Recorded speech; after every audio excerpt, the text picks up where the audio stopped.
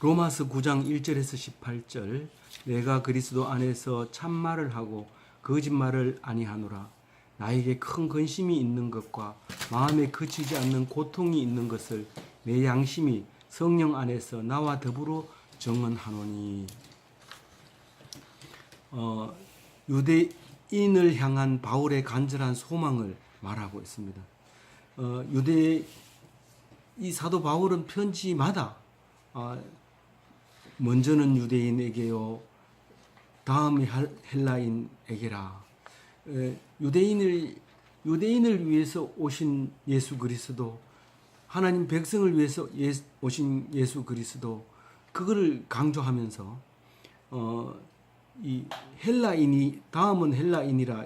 헬라인은 이방인이라는 뜻이지 다른 의미는 없습니다. 그리스 로마 시대의 헬라인이라고 하는 것은 유대인 아니면 다른 사람, 이런 뜻이죠. 그래서 이 바울은 유대인에 대해서 지금 이 로마서도 사실은 유대인에 대해서 로마에 있는 유대인을 향하여 쓰는 것이지만 한결같이 이 유대인에 대해서 머릿속에 가득 들어 있습니다. 자기는 원래 이방인 선교를 맡아놓고 했는데, 베드로를 유대인 선교로 맡겨놓고 자기는 그랬는데도 그렇게 3차 전도 여행을 하고 나서도 한결같이 이 로마에 가서 유대인들에게 전하고 싶고, 또 가기 전에 이 로마서를 쓰게 되는데, 사실 로마서를 쓰고는 순서적으로 로마서를 쓰고는 바로 로마로 갑니다. 그 가서 이제 옥중서신을 쓰게 되고, 이래서 전부 13권을 이제 편지글로 씀으로써 그게 구약 신약 성경의 신학의 바탕이 되고 신학의 토대가 된 것이죠. 그랬을 때 이 오늘 1절과 3절 이야기는 유대인이 예수만 믿는다면은 내가 죽어도 좋다. 내가 죽기로 각오하고 예수를 전하는데, 예수님한테서 떨어져 나가도 유대인만 믿는다면 나는 그것을 택하겠다. 그렇게 얘기를 하고 있습니다. 그러니까 동족의 불신에 대한 바울의 고통을 지금 내가 참말을 하고 거짓말을 아니한다고 얘기를 합니다. 이 말은 무슨 말이냐면, 내 속에 불일 듯 일어나는 이 마음을 누군가가 알아줘야 되는데 그 얘기를 하려고 하니까 그걸 어떻게 알아? 이렇게 얘기한다는 거예요, 옆에서. 그러니까 증언할 사람이 필요한 거예요. 증언할 사람이 필요한데 증인이 2명이나 3명 있어야 돼요. 그런데 누가 증인 서주고 있다고요? 양심이 증인으로 서가지고 내가 근심과 고통, 왜 근심과 고통이 있어요? 유대인들이 하나님의 말씀을 안 믿는 것 때문에. 근데 이게 말이죠, 오늘 찬양에도 있었지만, 이거 말씀을 안 전하면 나중에 심판거리가 충분히 돼요. 네가 왜 안 전했느냐, 이게 심판거리가 충분히 돼요. 그래서 말을 전했는데도 안 듣는 건 네 책임이 아니지만, 네가 말을 안 전한 거에 대해서 네가 심판을 받아야 된다. 그걸 생각하면 마음이 막 아프고 막 고통스러운 거예요. 그게 정말이다라는 거예요.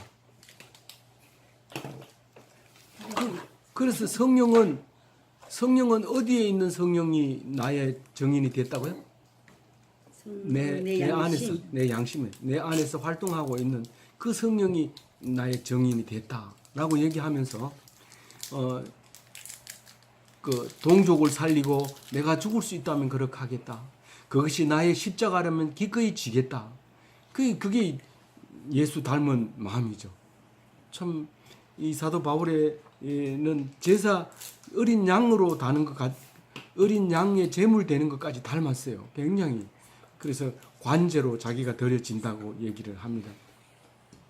예수님은 어린 양도 되고 관제는 되지 못했어요. 어린 양은 됐지만 마지막에 이렇게 독한 포도주를 양을 다 태우고 마지막에는 그 남아있는 꺼져가면서 잘 안 타는 그걸 향해서 독한 포도주를 붓는 걸 관제 혹은 전제라고 하는데, 사도 바울이 내가 전제가 되겠다.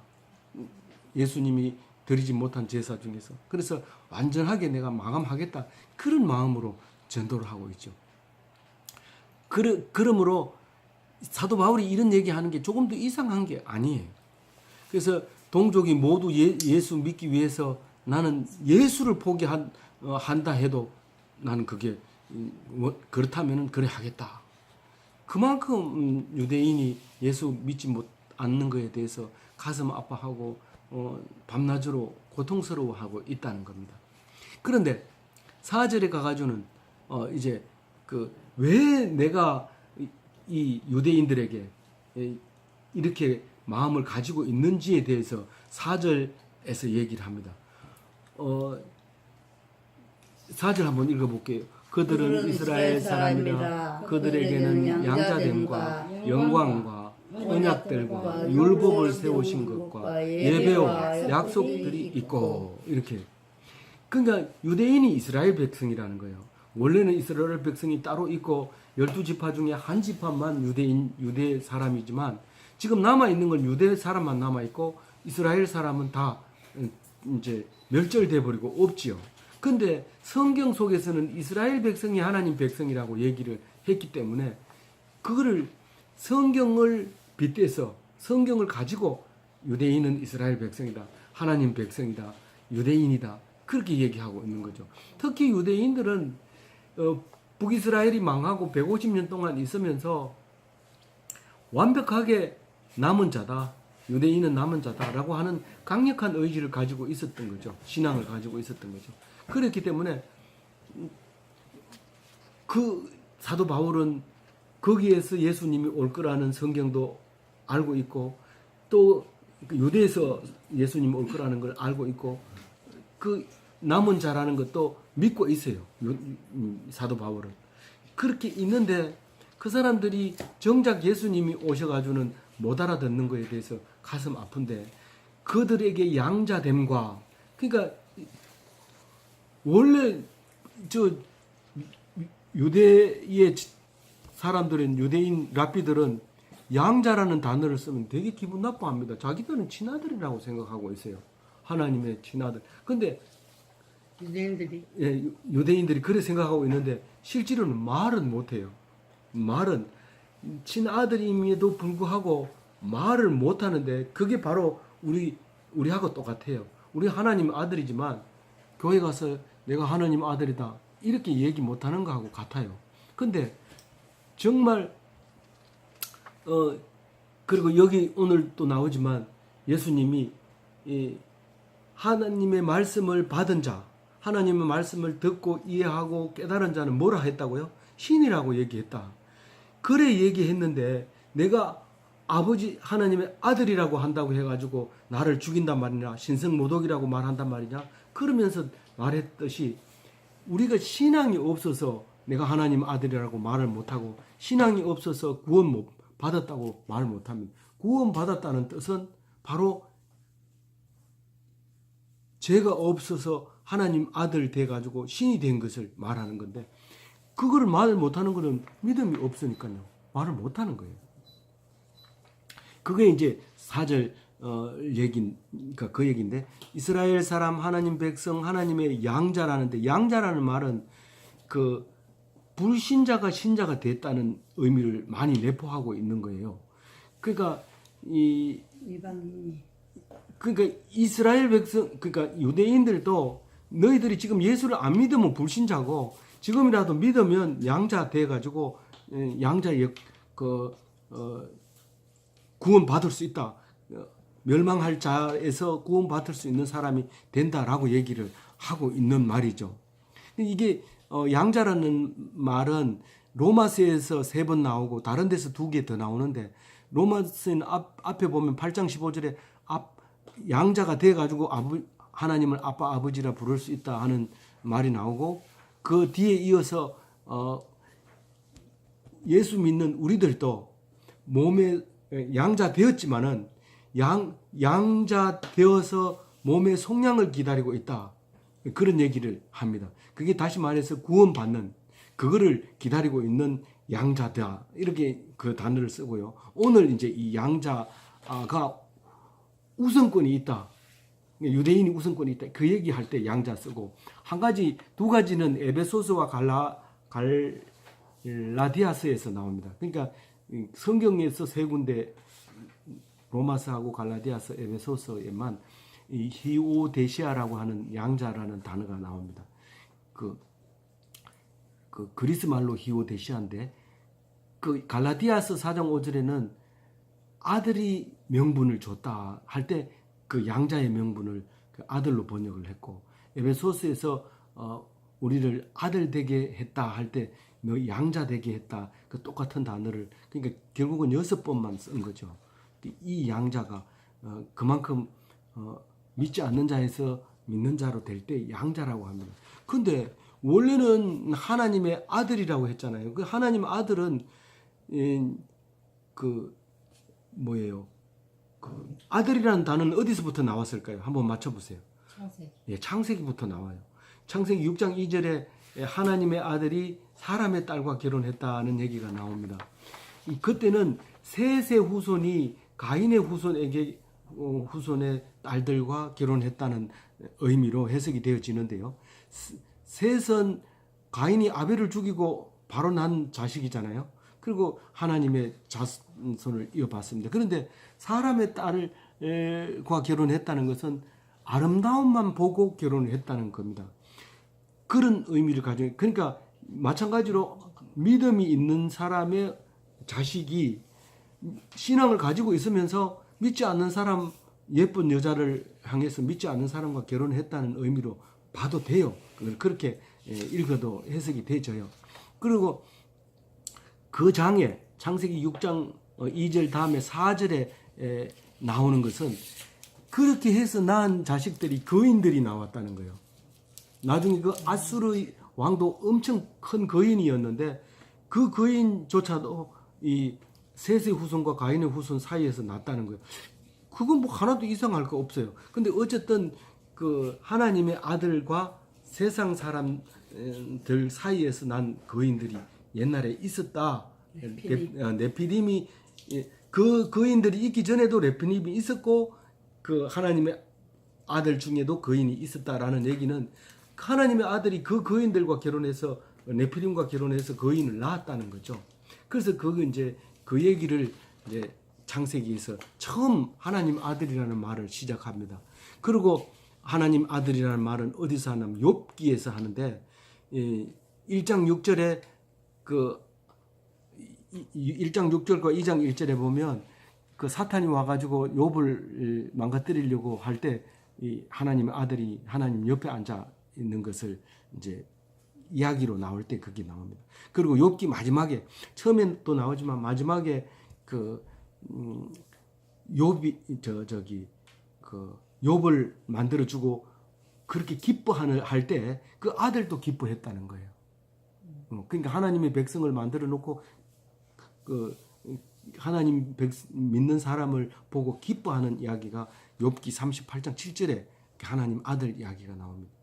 그러고는 하나님의 아들에 대한 얘기는 없어요. 신약 전에는.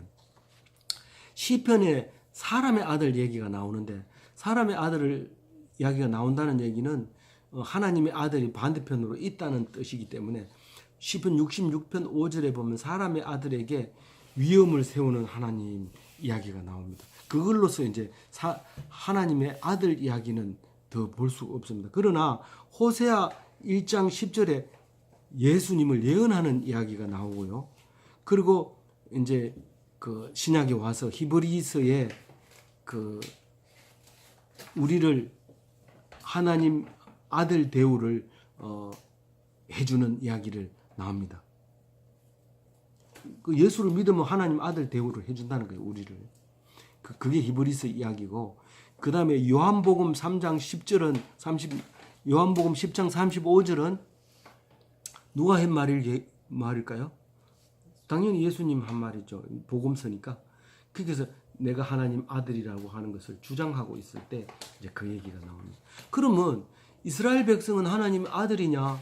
사실은 아들이라고 해야 되죠. 근데 이 바울은 유대인은 이스라엘 사람이고 하나님 백성이고 하나님의 양자고 또 하나님이 받을 영광을 다 가지고 있고 언약을 가지고 있고 율법을 가지고 있고 예배를 가지고 있고 약속 있는 자들이 유대인이다.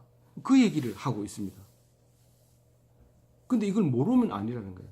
근데 이 5절에는요. 예수의 동족이다. 예수를 낳은 유대인이다. 예수님이 유대를 통해서 오셨잖아요. 그러니까 하나님의 족속, 그들의 시조. 시조가 누구냐? 그 예수님의 시조가 누구냐? 유대인이다. 아브라함이다. 육신으로 하는. 예. 그렇게 시조를 족보에다 기록을 하게 된. 지금도 성경에도 족보는 그렇게 되어 있어요. 그러나 이제 6절에 가서 그건 아니다라고 얘기를 합니다. 우선 5절에 보면 예수는 만물 위에 계시고 영원히 찬양받으실 하나님이다. 그러니까 이 처음이 시조가 하나님이고 끝에가 하나님이고 예수님이, 그리고 그것을 믿는 모든 사람이 그 족속이고, 그렇게 구성을 이야기하고 있어요. 그래서 6절에 보면 그러나 그 유대인이 다 하나님 백성이 아니다. 그 얘기를 합니다. 그 얘기를 어디까지 해요? 13절까지, 6절에서부터 13절까지 이스라엘 백성이라고 해서 다 하나님 백성이 아니다. 유대인이라고 해서 다 하나님 백성이 아니다. 이스라엘 백성이 다 하나님 백성인 줄 알았더니 유다만 남았네. 그럼 유다가 하나님 백성이네. 그런데 예수님이 오셔가지고 유다도 안 믿네. 그럼 유다도 다 하나님 백성이 아니네. 그 얘기를 지금 하고 있는 거예요. 6절부터 13절까지. 제가 그냥 빠른 속도로 이제 읽어 내려갈게요. 하나님이 이 백성이라는 것은 결국은 믿는 자를 말하는 건데, 창세기부터 지금까지 하나님 백성을 믿는 자입니다. 근데 처음부터 그렇게 가르쳐 주면 안 돼요. 안 돼요. 믿는 자라는 게 뭔지 몰라요. 그렇게 지금처럼 우리가 그렇게 얘기하면 믿는 자를 설명을 못 해요. 그래서 창세기처럼 그렇게 내려온 거예요. 6절에 야곱에서 난 자가 다 하나님 백성이 아니다라는 거예요. 야곱이 뭐예요? 이스라엘이죠. 이스라엘에서 난 자가 다 하나님 백성이 아니라는 거예요.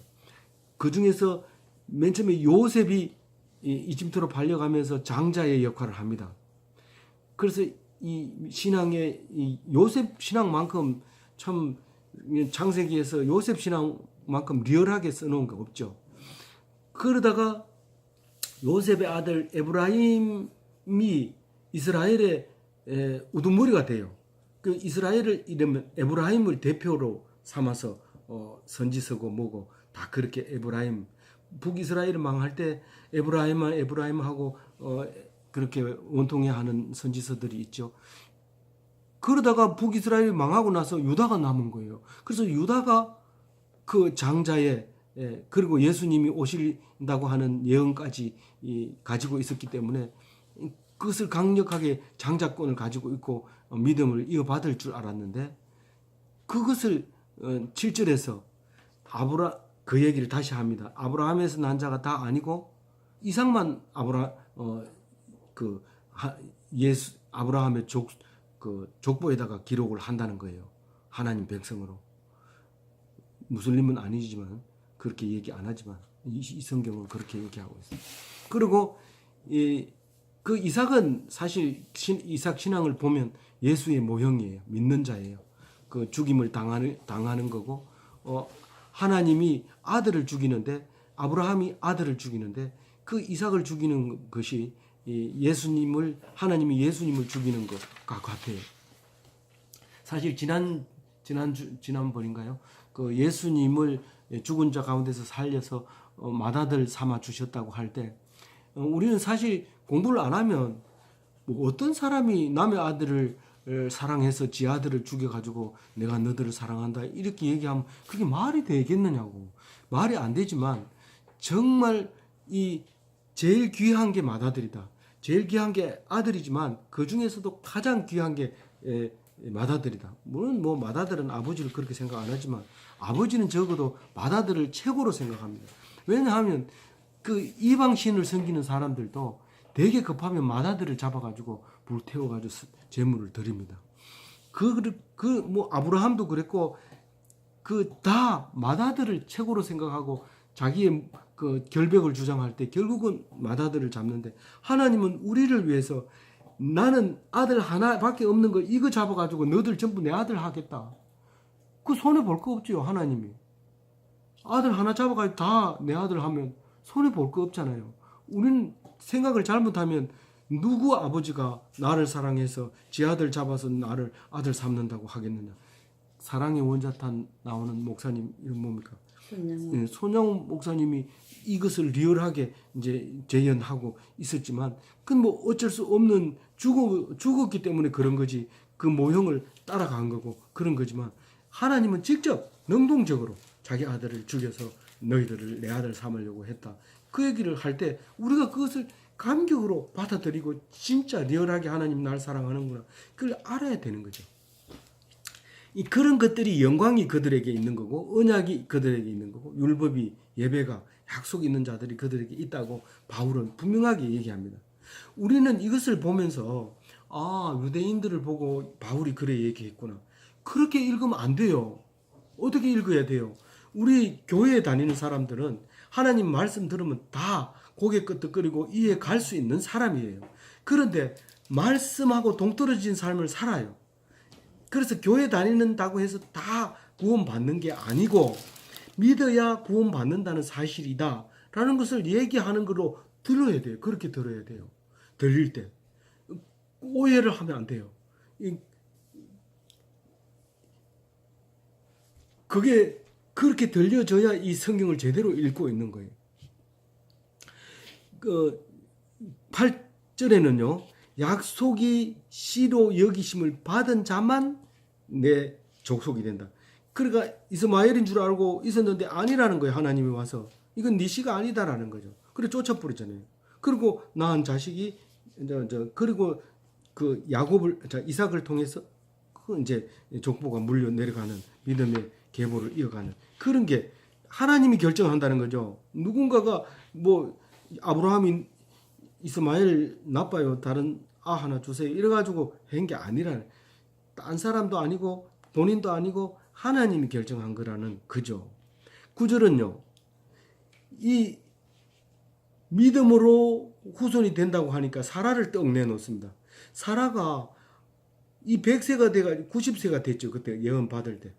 그게 죽은 몸이나 마찬가지인데 그 몸에서 아기를 낳는다니까 사라도 웃고 아브라함도 웃어요. 아브라함은 100세가 됐는데 10살 차이나 나는데 그러니까 아브라함을 데리고 나가가지고 안 가자 했는데도 하늘의 별과 바다의 모래알을 가르치면서 이와 같이 될 거다라고 그때 믿게 된 거죠. 그때 믿게 된 거죠. 그게 믿음의 조상 아브라함이 된 거예요. 그래서 바랄 수 없는 자 중에서 태어난 사람 그 사람이 믿음의 계보가 될 거라고 얘기합니다. 10절에서 13절은요. 리브가의 뱃속에 아이가 둘이 들어있었어요. 리브가가 누구죠? 이삭의 아내지요. 아브라함의 며느리죠. 그 뱃속에서 둘이 싸우니까 하나님이 결정해버린 거예요. 두 백성이 뱃속에서 싸운다. 큰 자와 작은 자, 뭐 이렇게 얘기합니다. 그 큰 자가 뭐고 어린 자가 누구예요? 먼저 나온 게 큰 자고 나중 나온 게 작은 자예요. 나중에 나온 게 누구예요? 야곱이고 큰 자가 에서라는 말이에요. 그거를 나와가지고 선을 알고 악을 알고 그래서 악을 안 행했기 때문에 하나님 백성이 된 거예요. 야곱이 뱃속에서 이미 하나님이 임의로 결정한 거예요. 이거에 대해서 이 이야기를 들은 사람들이 화를 낼 거다. 틀림없이.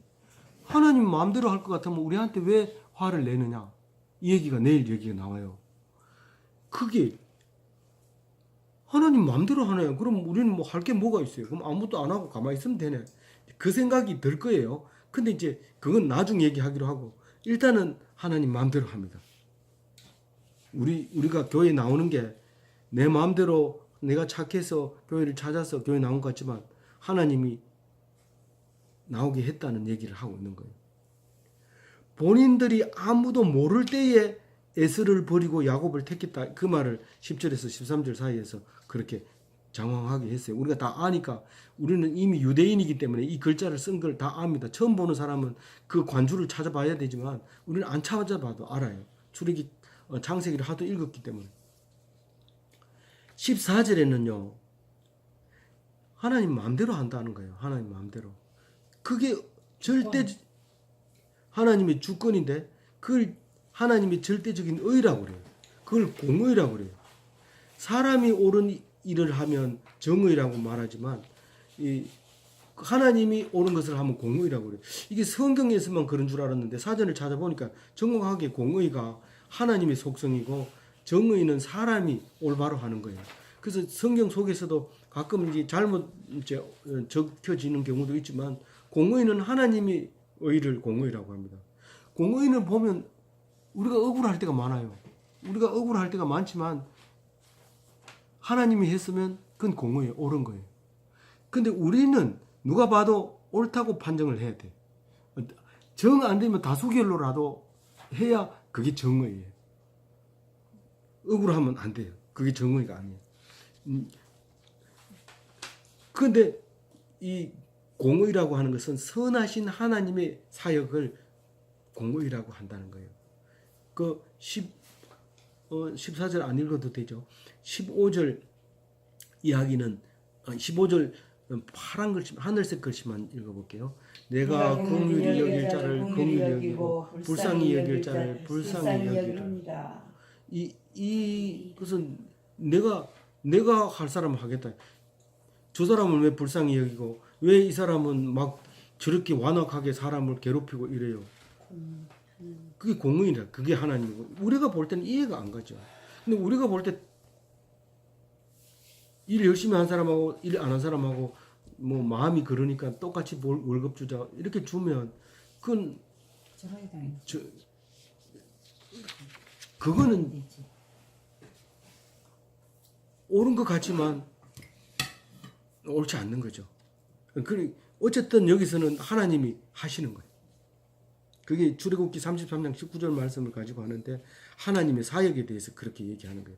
그게 선한 사역이라고 지금 출애굽기 33장 19절에 얘기해요. 16절에 보면 열심히 노력한다고 되는 게 아니다라는 걸 얘기하고 있는 거예요. 원하는 자로 말미암도 아니요. 내가 원한다고 성도가 되는 게 아니요. 나는 저 사람처럼 저런 사람이 돼봐야지. 돈을 많이 벌어서 헌금하고 나도 장로 따가지고 이렇게 얘기하면 그것도 안 되는 거죠. 내가 원한다고 되는 게 아니에요. 뭐 어떤 사람은 돈 좀 내놓고 권사 따가지고 집집마다 신방하면서 그렇게 늙어가면 좋겠다 이런데 그게 원한다고 되는 게 아니에요. 그 다음에 뭐요? 여기 두 번째로 다른 박질을 하는 자로 말미암도 아니고 이때 당시에는 올림픽이 이제 유행할 때잖아요. 올림픽이 유행할 때잖아요. 그러니까 다른 박질이라는 건 그때 마라톤을 얘기하는 거예요. 열심히 달린다고 해가지고 상 주는 게 아니다 이거. 그게 아니다. 이 공로로 하는 게 아니고 이 종교 생활일 때는 공로를 무시할 수 없습니다. 지성이면 감천이다. 그 지성을 드리는 것하고 하나님 믿는 것하고는 오히려 반대로 작용해요. 교회 열심히 하면 할수록 믿음을 점점 멀어져 가고 교회 가서 맨날 얻어먹고 욕 손가락질 받고 이러면은 하나님 나 또 미움 받으세요. 하나님 용서해 주세요. 그렇게 하면 하나님하고 점점 가까워지고 믿어지지만 열심히 국수 삶고 막 뒤어도 안 뜨겁다 이러면서 막 이렇게 감추면서 은혜가 안 된다 이러면서 말하지 마라 이러면서 막 고통스럽게 하고 이렇게 하면 신앙이 점점 내가 이렇게 아픈데도 목사님이 한마디도 안 해준다 이러면서 그럼 뭐 믿음이 싹 떠나고 교회로 옮기게 되고 이렇게 되거든요. 하여튼 지성을 들이면 믿음과 반대로 돼요. 그런데 종교생활자는 지성이면 감천이다 하는 것을 이 생활의 모토로 삼아요. 어쨌든 막 주기 싫어도 막 적선을 하고 뭐 어떤 데는 보기 싫어가지고 얼른 주고 빨리 도망가고 뭐 이렇게 합니다. 그러면서도 죽은 뒤에 좋은데 간다 이러면서 그렇게 열심히 하고 그렇게 한대. 그건 신앙하고 점점 멀어져요.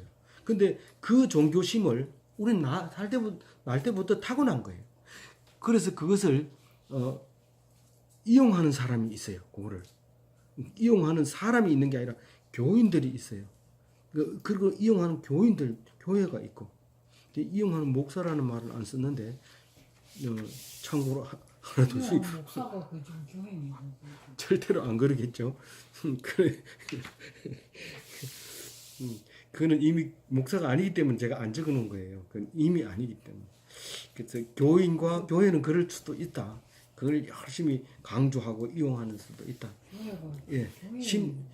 그리고 하나님은 불쌍히 여길 자를 불쌍히 여기고 완악한 마음을 여길 사람을 여긴다. 그 얘기를 17절에 다시 이야기를 합니다. 17절에 바란 글씨를 누구에게 했는 말이라고요? 성경이지. 네, 바로에게 한 거예요. 여기 출애굽기 9장 16절에 가보면 바로에게 이 말을 합니다. 네가 왜 그렇게 완악한지 아느냐? 내가 그걸 완악하게 했다. 왜 그렇게 했는지 아느냐? 이스라엘 백성을 통해서 내가 영광을 얻으려고 네를 그렇게 완악하게 했다. 그렇게 얘기한 거예요. 그리고 바로 우박 재앙을 내립니다. 요 얘기를 하고. 제가 찾아놓으니까 좋죠. 성경이 바로 얘기했는지 바로에게 얘기했는지 이걸 읽어가지고는 관주가 없으니까 잘 모르잖아요. 그죠? 찾아놓으니까 편하잖아요. 다음번에도 이런 거를 위해서 늦게 오지 말고 꼭 일찍 오세요. 18절 마지막으로 같이 읽어볼게요. 그런즉 하나님께서 하고자 하시는 자를 긍휼히 여기시고 하고자 하시는 자를 완악하게 하시니 절대로 저 사람은 불쌍히 여기고 왜 나는 이렇게 마음이 완악하게 만들었어요. 그렇게 얘기하지 마세요. 이 고 못된 마음을 다른 사람을 통해서 영광 받으려고 한다. 그럼 부끄럽잖아요. 이거를 기억해야 돼요. 그래서 이 오해하면 안 돼요. 오해할까봐 뒤에 또 바울이 오해할 수 있는 요소를 일일이 기억해서 다 설명을 해줍니다. 그래서 바울 이야기를 잘 읽으면요 문제가 하나도 없는데 보통 성경은 안 읽고 나름대로 생각합니다. 뭐 어떤 종교도 하나 있는 게 좋지 없는 것보다 교회 다니면서 엉뚱하게 그런 소리에 감당을 못하고 쩔쩔 매는 경우도 있어요. 성경을 안 보면 그 소리 할 때 막 입이 탁 막혀가지고 말을 못해요. 그렇지. 그럼 닌 절이라도 열심히 댕겨. 그건 나쁜 말은 아니지만 말씀을 강력하게 똑바로 얘기해 줘야 되죠. 니는 예수 믿을지 안 믿을지 나는 알 수 없지만 하나님이 정해놓은 사람은 다 나온데 그 말만 해줘도 돼요. 사실은 그 말만 해도. 니는 믿는 사람이면 언젠가 나올 거고 네가 아무리 예수 믿고 싶어도 하나님이 택한 거 아니면 니는 못 믿는다. 그 얘기만 해줘도 종교하고 다른 걸 알 수 있어요. 다른 종교는 노력해서 되기 때문에 그거는 뭐 그래 니 저래 믿고 싶으면 저래 믿어라 그렇게 해도 돼요. 오늘 말씀 속에서 절대 주권의 하나님이 우리가 보는 공의입니다. 그래서 절대 토달면 안 됩니다. 토달면 안 돼요. 19절에 토달게 달 수 있느냐 네가 이렇게 얘기를 합니다. 아무쪼록 이 말씀으로 큰 은혜 되는 삶을 사시기를 주님의 이름으로 축원드립니다.